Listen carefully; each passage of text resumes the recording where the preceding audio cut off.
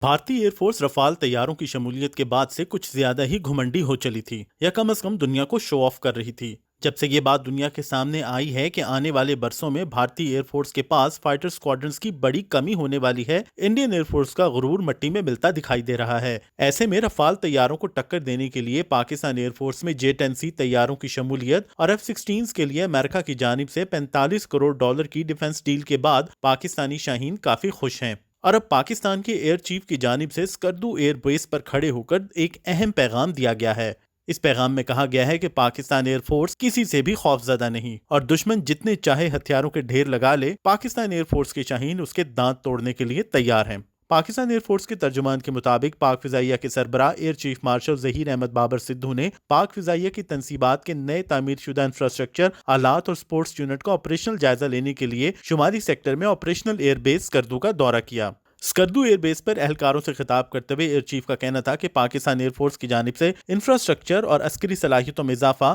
پاک فضائی کی آپریشنل صلاحیتوں کو توسیع دینے اور خطے کے پیچیدہ آپریشنل ماحول میں عسکری حکمت عملی میں اہم سنگ میل کی حیثیت رکھتا ہے۔ پاک فضائیہ کی شمالی ریجن میں فضائی صلاحیتیں اور عسکری رد عمل اس جدت سے مزید مستحکم ہوئے ہیں۔ اعلیٰ ترین پیشہ ورانہ معیار کو برقرار رکھنے کے ساتھ خطے کی موجودہ صورتحال اس امر کی متقاضی ہے کہ کسی بھی بیرونی یا اندرونی سیکیورٹی چیلنج کو جواب دینے کے لیے ہم وقت تیار رہا جائے۔ خلائی، الیکٹرانک اور سائبر وارفیئر کے ساتھ مخصوص ٹیکنیکل علوم میں ترقی، آرٹیفیشل انٹیلیجنس کے ساتھ مل کر قومی سلامتی کے روایتی ماحول پر بھرپور طریقے سے اثر انداز ہو رہی ہے۔ ان تمام لاحق خطرات کے پیش نظر ایئر چیف کا کہنا تھا کہ محفوظ ماحول کی فراہمی اور ٹیکنیکل صلاحیتوں کے اس خلا کو پور کرنے کے لیے پاکستان کی مسلح افواج تیز ترین انڈکشن پروگرام کے ذریعے اپنی موجودہ صلاحیتوں میں جدت طرازی کی کوششوں کو جاری رکھے ہوئے ہیں۔ یقیناً اس پوائنٹ سے ایئر چیف کا مقصد J-10C طیاروں کی انڈکشن کے ساتھ پاکستان نیوی اور پاکستان آرمی کے اندر بھی جدید ترین ہتھیاروں کی شمولیت ہے، جس میں تغرل کلاس فریگیٹس کے ساتھ ہنگور کلاس آبدوزوں کی شمولیت بھی ایک اہم سنگ میل کی حیثیت رکھتی ہے۔ اسی طرح پاکستان آرمی کے ایئر ڈیفنس نظام کے لیے چین سے جدید ترین میزائل ڈیفنس شیلڈز کی شمولیت بھی ایک اہم پوائنٹ ہے۔